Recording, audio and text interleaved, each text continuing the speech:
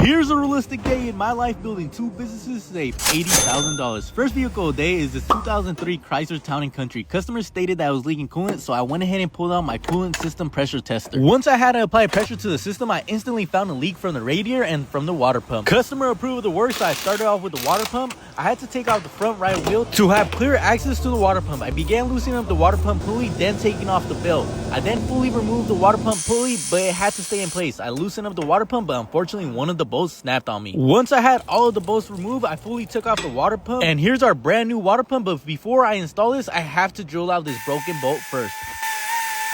Luckily, I was able to drill it out. I then proceeded to reinstall the water pump. Once I finished the water pump, I lowered the vehicle to start doing the radiator. This radiator was relatively easy to do. It didn't give me much of a hassle. I then pulled out the radiator, and here's our brand new radiator.